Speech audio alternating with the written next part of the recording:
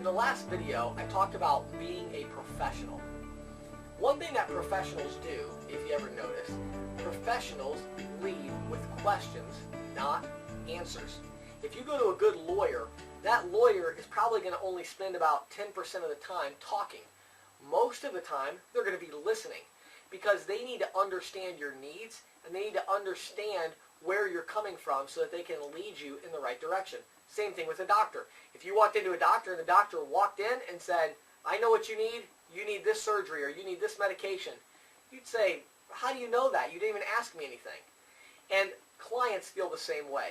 When you're trying to close a sale, you want to lead with questions. Now, there are two types of questions that I recommend that you lead with. Number one, lead with ownership questions.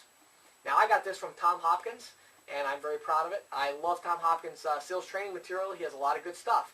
And one of the things he talks about is the ownership questions. Now, what's an ownership question? Well, let me give you an example. If you were selling cars and someone said, wow, I like that car right there, you could say to them, now, do you like that color of car, or if you purchased it, would you rather have it in blue? That's an ownership question because it gets them thinking about what it would be like to own that vehicle. If you were selling houses, you might say to someone, do you like the outside color of the house, or would you perhaps paint it a different color? Or do you like the way that the landscaping is set up, or how would you think about changing that? Why are you doing that? It's getting them thinking about owning that home, and so it's getting you closer to the sale. Now, in credit card processing, there are many ownership questions that I have used throughout the years that have really helped to lead people forward in the closing process. And you want to try to mix these in with your close. As you're going through the closing process and completing the paperwork, ask them as many ownership questions as you can. You can think of many, I'm sure. A couple that I've used would be things like the terminal. I'll say something like this. Bob, I noticed that you have an FD100 terminal, and that's a pretty good terminal to have.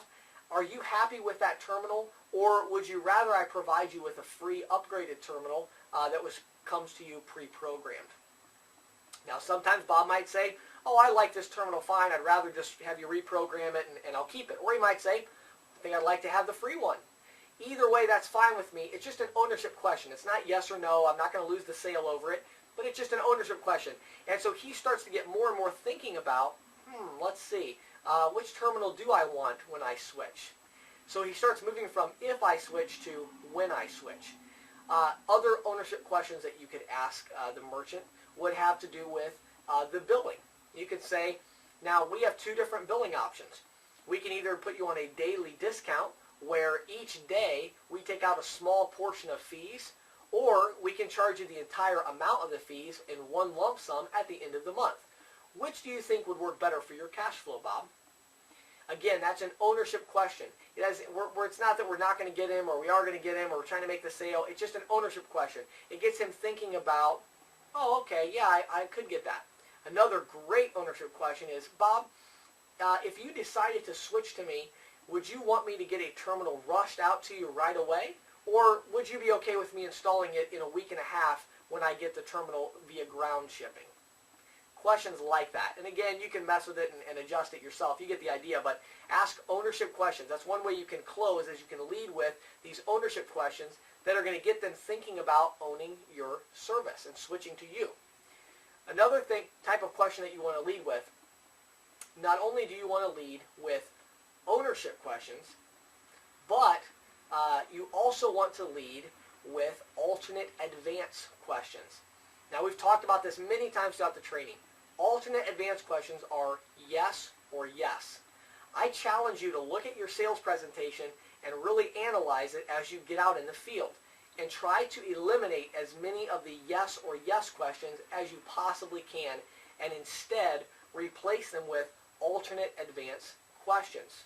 Things like, Bob, would you like me to deliver the terminal very quickly, or would it be better to get it out next week? Again, that one can be an ownership question or an alternate advance question. You could say things like, Bob, would you like me to contact your current processor to cancel the service once we have everything set up, or would you like to contact them yourself and take care of that? That's a great alternate advance question. Another alternate advance is just like the ownership question I mentioned earlier. You could say it in a different way, though. You could say, Bob, I think we have everything that we need to go ahead and move forward with the process. Now, do you want to keep the terminal you have now, or would you like me to give you an upgraded terminal for free? Again, these are alternate advance questions. So it's all about how you phrase them and all about when you're using them in the sales process. But you want to make sure that you have a good sampling of ownership questions and alternate advance questions throughout the closing process to lead them towards the end of the sale.